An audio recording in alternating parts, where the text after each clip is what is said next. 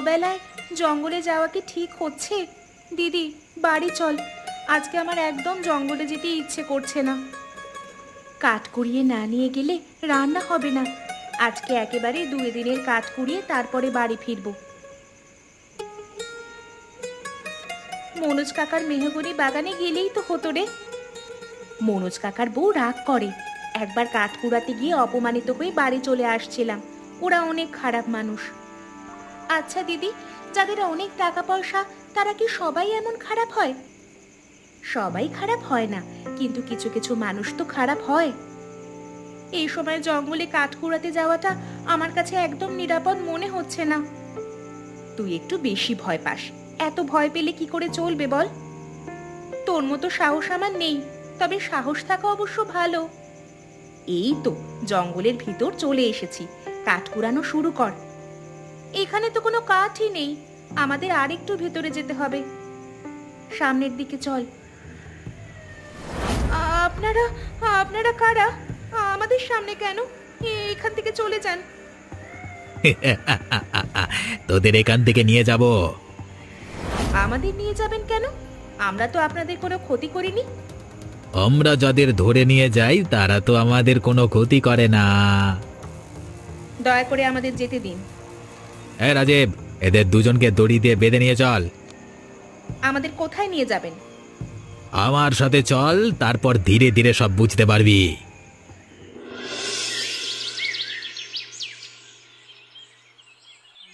অপয়া 2 জন কি বাড়ি থেকে পালিয়ে গেল? সেই যে গতকাল বাড়ি থেকে গেল, এখনো বাড়ি ফেরার নাম নাই। কিরে দিদি, কেমন আছিস? বাড়ির সবাই কোথায়? কাউকে দেখছি না যে।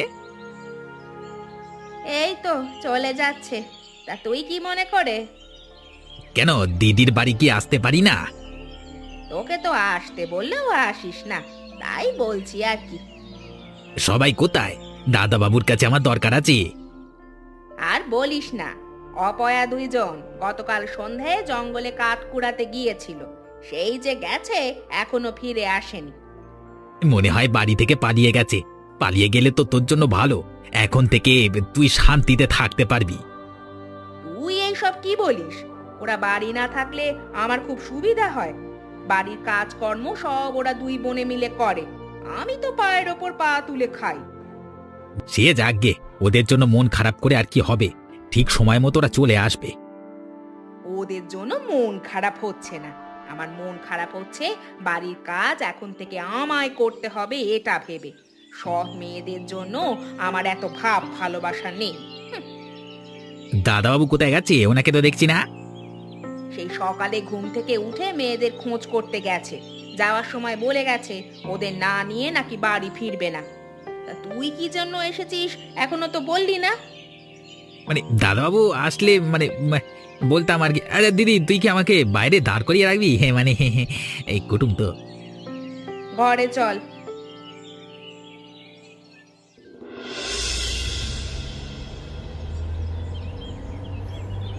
আমরা কোথায় এলাম? এই বাড়ির মালিক অনেক ধনী। এমন বাড়ি আগে দেখেছি বলে মনে হয় না। ঘরের মধ্যে কত দামি দামি জিনিস। এই ফুলদানিটা মনে হচ্ছে বিদেশ থেকে নিয়ে আসা হয়েছে। এই দেশে এমন ফুলদানি পাওয়া যায় বলে তো মনে হয় না। হয়তো পাওয়া যায়, আমরা তো আগে এমন দামি ফুলদানি দেখিনি, তাই হয়তো মনে হচ্ছে বিদেশ থেকে নিয়ে এসেছে। আচ্ছা, আমাদের এখানে কেন যে নিয়ে এসেছে কিছুই তো বুঝতে পারছি না। পালিয়ে যাওয়ারও তো কোনো রাস্তা খুঁজে পাচ্ছি না। দিদি, আমার তো অনেক খিদে লাগছে। খিদে আমি আর সহ্য করতে পারছি না। আশেপাশে কোনো খাবারও দেখছি না। ওইদিকে গিয়ে দেখি কিছু আছে কিনা। এখানে তো মনে হয় রান্না করা হয়। একটা ফ্রিজও আছে, দেখি ফ্রিজে কোনো খাবার আছে নাকি। ফ্রিজের মধ্যে তো সব কাঁচা মাছ মাংস। এখান থেকে মাছ মাংস নিয়ে রান্না করলে তো হয় রে। আমি তো আগে কখনো গ্যাসের চুলায় রান্নাই করিনি, গ্যাস ধরাতেও পারি না। চেষ্টা কর, পারবি। এখানে তো রান্না করা সব কিছু আছে, খালি গ্যাসটা ধরাতে পারলেই হবে। মাংস রান্না করতে হবে। আমরা তো বিভিন্ন পদের মাংস রান্না করতে পারি। মাংস রান্না করে 2 জন খাবো আর টেবিলের ওপর রেখে দেব। এই বাড়ির লোকজন আমাদের হাতের রান্না খেয়ে পাগল হয়ে যাবে। 7 পদের মাংস রান্না করব। এই বাড়িতে কোনো লোকজন দেখছি না। পুরো বাড়িতে আমরা দুইজন ছাড়া আর কেউ নেই। হয়তো দিনের বেলা কেউ বাড়িতে থাকে না, রাত হলে ঠিকই সবাই চলে আসবে। আমি তাহলে রান্না শুরু করি, তুই আমাকে সাহায্য কর। হ্যাঁ রে দিদি, আমার তো খিদের যন্ত্রণায় মাথা ঘুরছে। 1 ঘন্টার মধ্যে রান্না হয়ে যাবে। এত খাবার কে রান্না করলো? খেতেও তো মারাত্মক হয়েছে। আমার জীবনে এত স্বাদের খাবার প্রথম খাচ্ছি। রান্না অনেক সুস্বাদু। মনে হয় রেনু আর মিতু রান্না করেছে। ওরা ছাড়া তো এই বাড়িতে কেউ নেই। আমাকে এখান থেকে চলে যেতে হবে। রেনু আর মিতুর সামনে আমি যেতে পারবো না। যেদিন ওদের ধরে নিয়ে এসেছিলাম তুই একবারও ওদের সামনে মুখ খুলিসনি। সত্যি করে বলতো, মেয়ে দুজনের সাথে তোর সম্পর্ক কি?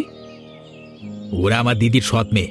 আমি তো অনেক দিন ধরে টার্গেট করে রেখেছি কবে ওদের এখান থেকে নিয়ে আসতে পারবো, মানে এখানে নিয়ে আসতে পারবো। তাই নাকি? তুই তো আমাকে আগে বলিসনি। ওদেরকে যত দ্রুত সম্ভব দেশের বাইরে পাচার করে দিতে হবে।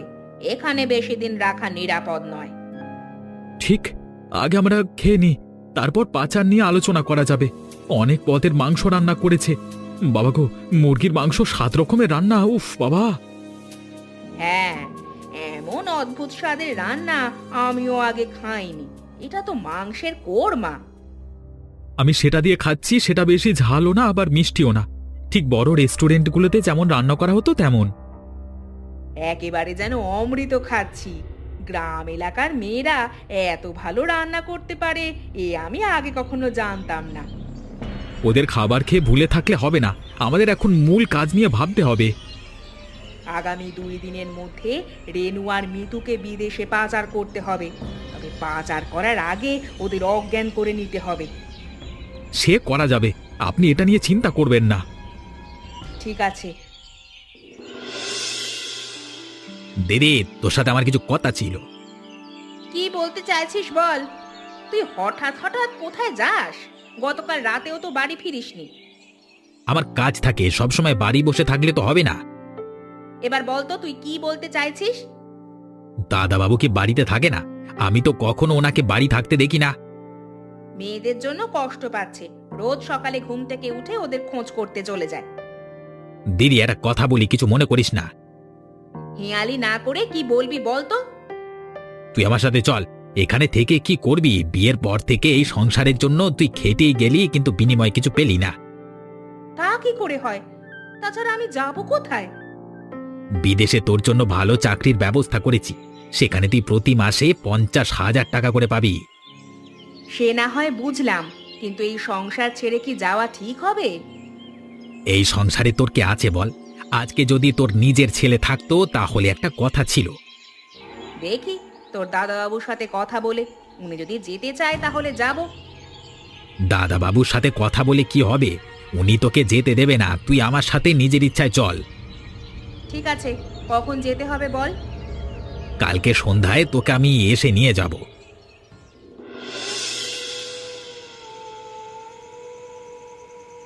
এই মিতু, ঘুমাচ্ছিস? আজকে রাতে যদি পালাতে না পারি আমাদের কপালে দুঃখ আছে। এই মিতু, ওঠ। একটু শান্তি করে ঘুমাচ্ছিলাম, কিন্তু তোর জন্য তো ঠিকমতো ঘুমাতেও পারলাম না। আরে বুঝতে পারছিস না কেন? আমাদের এখান থেকে পালাতে হবে। এখানে যারা আটকে রাখছে তারা আমাদের বিদেশে পাচার করে দিবে। তাহলে তো বিপদ, কিন্তু আমরা এখান থেকে পালাবো কি করে? আমরা তো এক প্রকার বন্দী হয়ে আছি।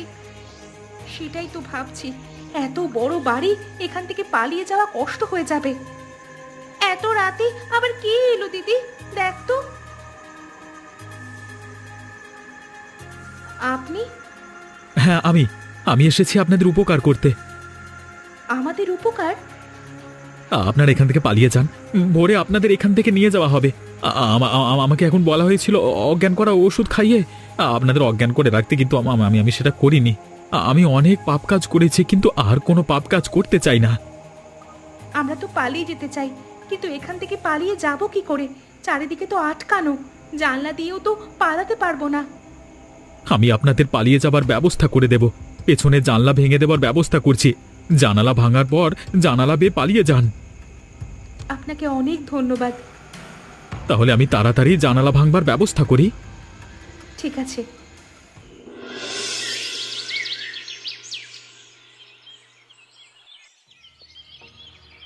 রেনু আর মিতু পালিয়ে গেছে কি করে? রাজীব, তোকে না গতকাল ওদের ঘরে পাঠিয়েছিলাম। আমি তো ওদের ঘরে গিয়ে জলের সাথে অজ্ঞান করা ওষুধ খাইয়ে দিয়ে এসেছিলাম। তারপর ভোরে যখন ওদের নিতে যাই দেখি ওরা পালিয়ে গেছে। এখানকার কেউ সাহায্য না করলে তো ওরা পালাতে পারবে না। রাজীব, আমাকে সত্যি করে বল, ওরা পালিয়ে গেল কি করে? আমি তো আপনাকে সত্যিই বললাম, আমার মনে হয় রাতুল ওদের পালিয়ে যেতে সাহায্য করেছে। আমার সেটা মনে হচ্ছে না। রাতুল তো কয়েকদিন ধরে এখানে আসছেই না। ওরা তো রাতুলের আত্মীয়, এই জন্যই মনে করলাম রাতুল ওদের পালিয়ে যেতে সাহায্য করেছে। রাতুল সাহায্য করলে কখনো ওদের এখানে নিয়েই আসতো না। এই বিল্ডিং এর কেউ ওদের পালাতে সাহায্য করেছে। তাহলে কে ওদের সাহায্য করলো কিছুই তো মাথায় আসছে না। আমার কত টাকা লস হলো বুঝতে পারছিস? রেনু আর মিতুর মতো মেয়ের অনেক ডিমান্ড। সবই তো বুঝতে পারছি, কিন্তু এখন কি করা যাবে? আপনার উচিত ছিল ওদের এখানে নিয়ে আসার একদিন পরে পাচার করে দেওয়া। এখন মনে হচ্ছে আমি ভুল করেছি। তুই রাতুলকে খবর দে, ওকে এখনই এখানে আসতে বল। হ্যালো রাতুল, তুই এখনই চলে আয়, এখানে অনেক বড় একটা সমস্যা হয়েছে। এখন আসতে পারবি না? আচ্ছা আচ্ছা, তাহলে রাখলাম, কালকে তোর সাথে কথা হবে। কি বললো? এখন আসতে পারবে না, বললো আসতে কালকে বিকেল হয়ে যাবে, সাথে করে আরেকজন মহিলাকে নিয়ে আসবে। ঠিক আছে।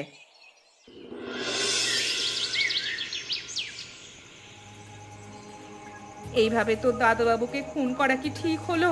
তোর দাদাবাবু কিন্তু ভালো মানুষ ছিল। কিসের ভিত্তিতে তুই এই লোকটাকে ভালো মানুষ বলছিস বে? তোকে কি কখনো সুখী রাখতে পারছে?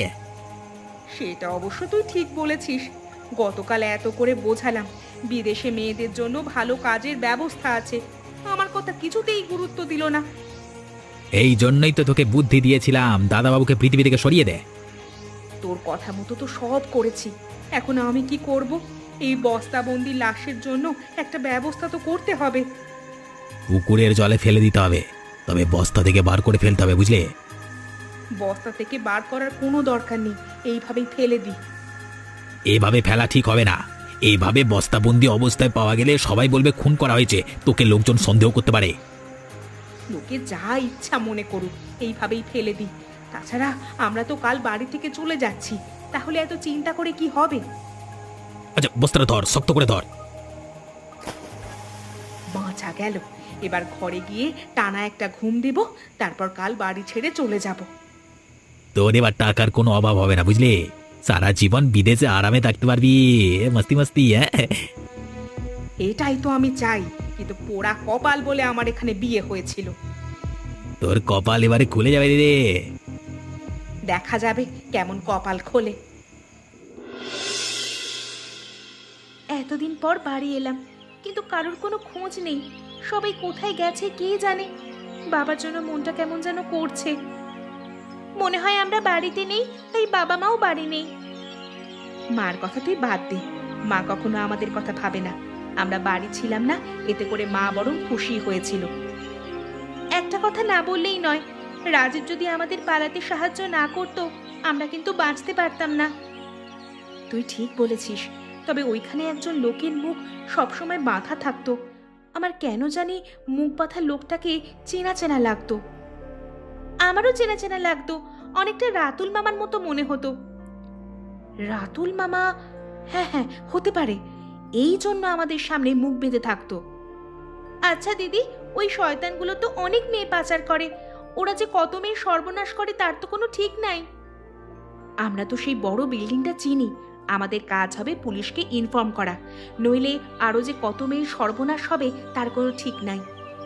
ঠিক বলেছিস দিদি, আমরা আর কোনো মেয়ে সর্বনাশ হতে দিব না। দিদি, ভাত রান্নার কি হলো?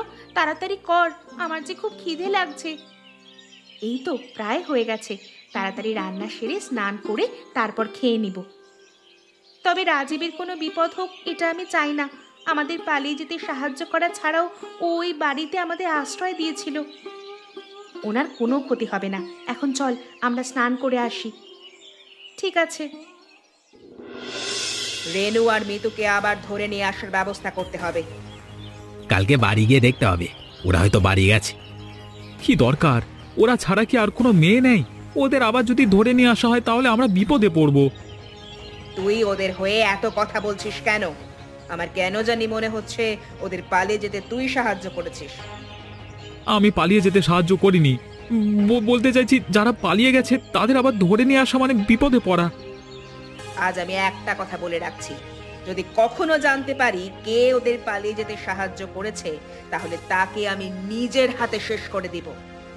আমার মনে হয় রাতুল যাকে ধরে নিয়ে এসেছে তাকে যত দ্রুত সম্ভব পাচার করে দিতে হবে, নইলে ও পালিয়ে যাবে। তাকে অলরেডি পাচার করার ব্যবস্থা করা হয়েছে। আজকে রাতের মধ্যে সে বিদেশে পাচার হয়ে যাবে। এবার থেকে আমি আর ভুল করব না। আমাকে এই তো টাকা দিতে হবে, হাতে এত টাকা নেই। ঠিক আছে, তোকে আমি আজকে 50,000 টাকা দেব। 50,000 টাকায় আমার কিছু হবে না, আমার আজকে 2 লক্ষ টাকা দিতে হবে। আজকে যদি 2 লক্ষ টাকা হাতে পাই, কালকে রেনু আর মিতুকে এখানে নিয়ে আসবো। আচ্ছা দেব। রাজীব, তুইও আজ কিছু টাকা পাবি। আমার খাওয়া শেষ, এখন আমাকে যেতে হবে। এত দ্রুত খাওয়া শেষ হয়ে গেছে? আর তুই কোথায় যাচ্ছিস? আমার কাজ আছে, এসো বলবো। আমার বাবাকে মেরে বস্তাবন্দি করে জলে ফেলে দিল কে? আমরা তাকে ছাড়বো না। এ পুকুরে এমন করে কে ফেলে দিল? পাশের বাড়ি রবিন কাকা পুকুরে জাল ফেলতে গিয়ে বস্তাবন্দি অবস্থায় বাবাকে পেয়েছে। কাকার জালে উঠেছে। একটা কাজ কর, তোর আমার সাথে চল। এখানে থেকে কি করবি? আমরা কোথাও যাব না। আমার বাবার এই বাড়ি ছেড়ে কোথাও যাব না। তোর মাও তো বাড়ি ছেড়ে চলে গেছে, মনে হয় আর কোনোদিন ফিরবে না। আমাদের তুমি কোথায় নিয়ে যাবে? তোমাকে তো সুবিধার মনে হচ্ছে না। তুমি এখানে কেন এসেছো? আরে বাবা, আমি কি আমার নিজের দিদির বাড়িতে আসতে পারি না? আমার তো মনে হচ্ছে তুমি এখানে ধান্দা করতে এসেছো। মামা, তুমি যত যাই বলো না কেন, আমরা তোমার সাথে যাব না।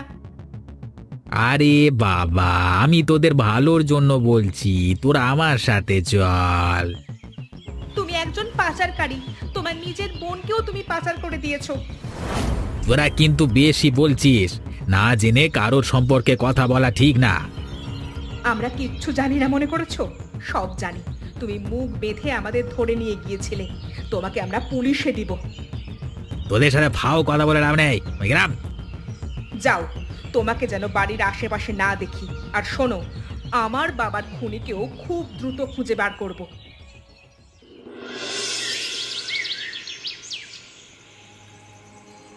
রাজীব, আজকাল তোর হাব ভাব কিছুই বুঝতে পারছি না। তোর মতলবটা কি বলতো? টাকা পয়সাও নিচ্ছিস না, আবার কাজও করছিস না। তোকে বলা হয়েছিল রাতুলের সাথে গিয়ে রেনু আর মিতুকে ধরে নিয়ে আয়, কিন্তু তুই সেটা করলি না কেন? আমি চিন্তা করেছি তোমাদের সাথে আর কোনো কাজ করব না, আমি এখন থেকে আমার মতো থাকবো। একবার যে এই পথে পা দেয়, সে যে আর কোনোদিন বার হতে পারে না। আমাদের সাথে থাকবি না বললে হবে? এখান থেকে চলে গেলে তোকে আমরা শেষ করে দিব। শেষ করে দেবে? কোনো দিনও পারবে না। একটা সত্যি কথা তোমাদের বলি, রেনু আর মিতুকে আমি পালিয়ে যেতে সাহায্য করেছিলাম। এত বড় বেইমানি আমার সাথে করতে পারলি? এই রাতুল, ওকে পিছন থেকে ধর। আমাকে তোমরা মারতে পারবে না, একটু পরে পুলিশ আসবে। চারিদিকে পুলিশ ঘিরে রাখছে, এ বাড়ি ছেড়ে পালানোর কোনো সুযোগ নেই।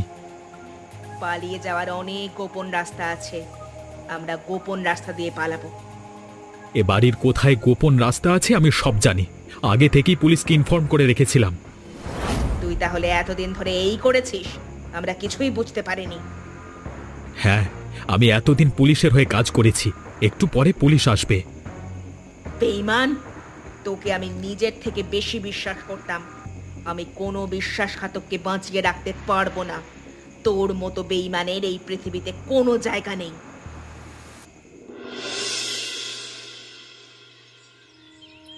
এ কি অবস্থা আপনার? মিতু, ওনাকে ধর, হসপিটালে নিয়ে যেতে হবে। হসপিটালে নিয়ে গিয়ে কোনো কাজ হবে না, আমি আর বাঁচবো না। আপনি পুলিশের লোক, আপনাকে তো বাঁচাতে হবে। যারা খারাপ মানুষ তাদের বেঁচে থাকার কোনো অধিকার নেই, কিন্তু আপনার মতো ভালো মানুষের দরকার আছে। শয়তানগুলো সবাই কোথায়? আমাকে মেরে সবাই পালিয়ে যাচ্ছিল, পুলিশ সবাইকে ধরে নিয়ে গেছে। নিজের জীবন দিয়ে হলেও আমি অপরাধীদের ধরিয়ে দিতে পেরেছি। আপনাকে এইভাবে ফেলে রাখতে পারবো না। কথা না বলে দ্রুত ওনাকে ধরে গাড়িতে তুলতে হবে। পুলিশ এসেছিল, কিন্তু আপনাকে ওরা ফেলে রেখে গেল কেন? আপনার জীবন বাঁচানো তো ওদের দায়িত্ব। আমাকে আমাকে পুলিশ দেখেনি। আমি আমি আমি চুপচাপ মাথা নিচু করে বসেছিলাম। আপনি তো নিজের জীবন নিজেই শেষ করে দিতে চাইছেন। বোন, আমি বুঝতে পারছি আমার চলে যাওয়ার সময় হয়ে এসেছে। মৃত্যুর আগে একটা কথা বলে যাচ্ছি, তোমরা খুব সুখী হবে। তোমাদের জীবনে আর কোনো বিপদ আসবে না। আপনার জন্য আমাদের কষ্ট হচ্ছে, এইভাবে আপনি চলে যেতে পারেন না। পৃথিবী ছেড়ে কেউই যেতে চায় না, কিন্তু বাস্তবতা মেনে চলে যেতে হয়। কি হলো, শুনতে পাচ্ছেন আমার কথা? দিদি, উনি আর নেই। একজন ভালো মানুষ পৃথিবী ছেড়ে চলে গেল। ওনার আত্মার শান্তি কামনা করি। দিদি, এখন এখান থেকে চল। হ্যাঁ, চল। এমনই মজার মজার গল্প দেখতে আমাদের চ্যানেলকে সাবস্ক্রাইব করতে ভুলবেন না।